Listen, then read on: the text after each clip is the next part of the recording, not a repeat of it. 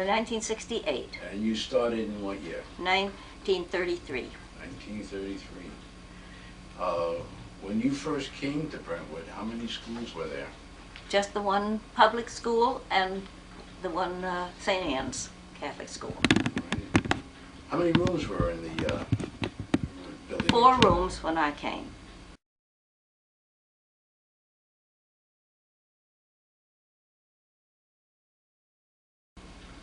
What grades?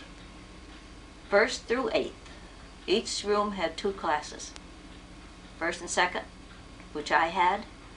3rd and 4th, that Dottie Taylor had. 5th and 6th, Edma Dealey. And 7th and 8th, Lee Stewart, who was the principal and taught 7th and 8th. Things like that, you know. That's right, and when I came in 1933, I got the job the February, Valentine's Day, that year. Right. And I had to pay Skirmahorn in Bay Shore so much every month for getting the job. Oh, wow, that's something. Was that an agency? Yes. Uh-huh. I was placed down here through the director of training that I worked in the office up in Brockport Normal School. And that's how I got it. He placed a lot of the teachers down here on Long Island. Right. And I had to take that job or I wouldn't have had one because they didn't need too many teachers. You had your first job down here. I turned 21 when I started teaching that day. Mm. What was it like that first day? Do you remember? It was a little scary, but I went in early, got ready for the children. Did it turn out to be what you thought it would be? Yes. Everything that you anticipated, in other words, was there. That's right. Mm. But we had a very good beginning, although I was very homesick, being so far away. But From where? from Brockport, New York, up And near that was Rochester. you actually lived in Brockport, Yeah. your family. Oh yes, I was born and brought up in New York, in Brockport, and I went to the normal school, which was 3 years. Mm-hmm. Graduated with a permanent life license for kindergarten through 8th grade. And I chose primary course, so I had 1st and 2nd grade. And I taught, during the time, I taught 1st, 2nd, and 3rd and 4th. I've been in all those, and then I went into reading. I stayed at the Walter Becker's, and he was the president of the board. Really? And that house was right back of the school, or right on, I don't know what street that is. I know this. It's a little house, and I do know somebody lives there now, but my Dottie Taylor and I lived there. We had our room and board there for $10 a week. If you don't mind me asking, how much salary did they pay you for that job? $1,400. And that was for a regular 10-month job. Yes. You didn't get paid every 2 weeks the way we did now. I really can't remember how I got paid. Because when I was here in the beginning, we used to get paid once a month. I have an idea that's what we were paid at that time. And we stuck to, let's see, I think it was 3 years. We had $1,400 a year. We didn't get a raise. Let's see, for the first 3 years. Then we got $1,450. That was our raise. Well, I used a lot of what they gave me, and I still went out and bought books and things, children's books. But we had reading books, and we had materials to work with, crayons and paper and everything like that. Right. In the very beginning, and our art paper, and we had that. Did you ever actually use Dick and Jane? That's what I started when I started. We used Dick and Jane. Really? That was the book. No McGuffey reader. No, you didn't use the McGuffey reader. Right? No, it was Houghton Mifflin. Yeah. Yeah. Do you remember, I guess very few people now will remember, but do you remember Cuisinart?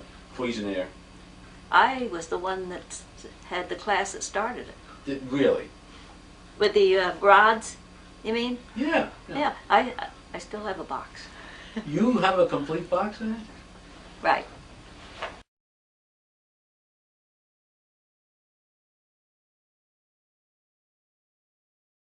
It's a collector's item. Absolutely. For anyone who doesn't know what Cuisinart is, maybe you could just sort of explain. I don't think I could. I know it had something to do with math, but what was it? Well, it was teaching math by using the rods. And some of the children that couldn't do math, it helped some. But it wasn't something that we stayed with. It didn't work out that way. It wasn't the panacea that it sounded like in the beginning. That's right. But my class was the class that they were working on with that. Really? That's something. And I can't remember the name of the gentleman that had it, brought it in, but he was there to supervise and when I was teaching it. Ronnie Janice. Ronnie Janice, but the one that, there was another man that came over. Oh, I see what you mean. No, I don't remember his name. No. As you think back over the time that you were teaching in Brentwood, who are some of the people that stand out in your mind? Well, of course, Lee Stewart was, well, he helped me a great deal. And he had come 2 years before I did.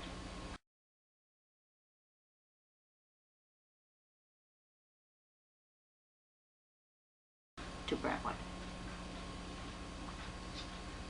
And then, of course, people won't know the people that I knew at the time. Some may. Some may. And then, of course, Dorothea Taylor, she was Dorothea Small, and she came with me, and we worked together. Married Gordon. And he married Gordon, and I married Connie Kohler. Right.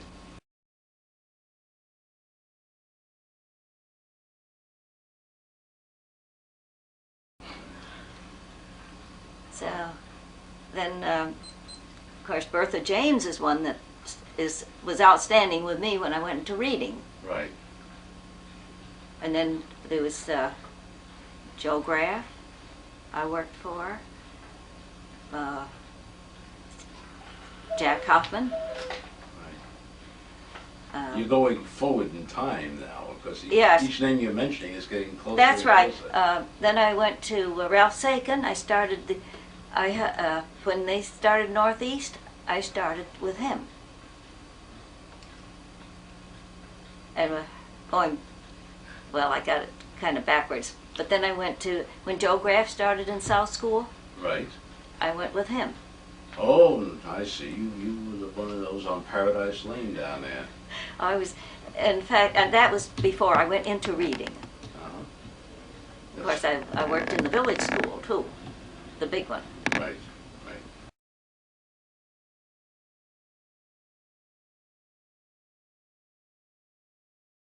What is now the administration That's right. building. That's right. I worked in there too. I was on the second floor. But that was a nice building. Yes. And I can remember when we didn't have a cafeteria, we brought our lunches and they put tables up in the hallway.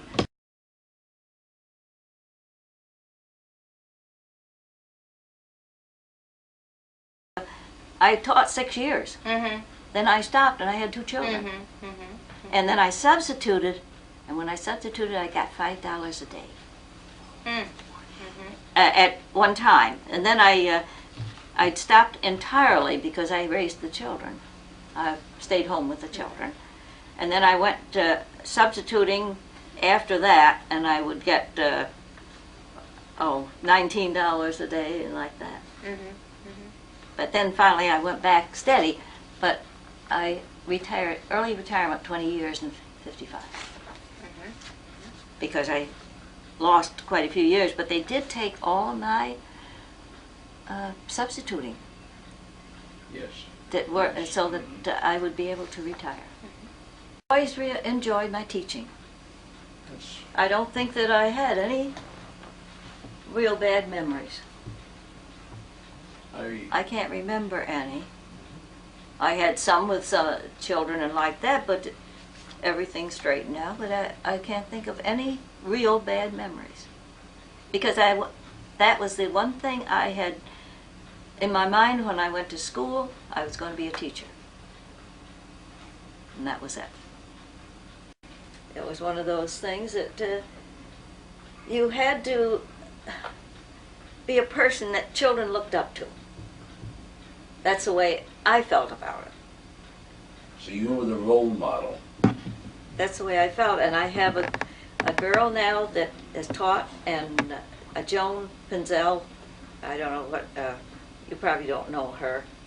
But because of me, she said that's how she became a teacher. She wanted to be a teacher. And there's a Nancy Mowbray. She was another one I had in class. And she became a high school teacher. And at that time, the children all looked up to you, and they would mind you. If they didn't, their parents would take care of it. And then, of course, another thing with the children, I used to give them homework, and if the children were out sick, I would take their homework to their homes so that they could do their homework at home. Was that something that was required or something No, you did it was because you just thought something that, and some of the parents wanted that, wanted them to have their homework. And I would go to see the home and the children. Well, if you're a real teacher, you will not go in the last minute and go home as soon as the children leave.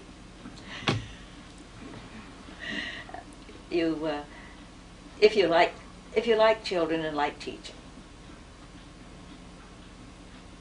It's a full-time job. It is. It's a full time and more. It is, and you have to be dedicated, I think, to the profession. Somebody influenced me was my first grade teacher. She only passed away last year at 90 years old. Wow. Because she was my first grade teacher, and I was the first grade teacher of this girl that made that sign for the store.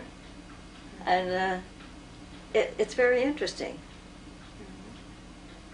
Sort of carrying the torch from one generation to You know, she was the one that really, when I was in first grade, I thought so much of her that I then said, I'm going to be a teacher. And that was it. And of course we have family. My sister was a teacher. My daughter-in-law is a teacher. My daughter was a teacher. And you were in first grade in 1918, right? Somewhere around there? Well, let's see, I was born in 1912 and I was 6 years old. Yeah. So about 1918, the end Right. of the First World War, actually. That's right. 1400, and then, of course, when I stopped teaching, it was a little over 10,000. So from 1933 to 1968. And of course, I did not teach continuously. Right. I taught 6 years, and then I went on substituting for the rest of the time until 1956, and then I went on steady until 68. And finished up at that time. For those of us who have retired, things you talk about we can relate to. My main concern, honestly, is that those who are teaching now, especially the younger ones, have no history. There's no continuity for them. They come in, everything is there. Their salaries are nice, the working conditions are nice. They don't have any sense of, we fought for these things. We demanded them, and they weren't handed to us. It was nice being in the community, but the community wanted us as what they call professional, but they didn't want us to get too much money because that was their taxes, that kind of thing.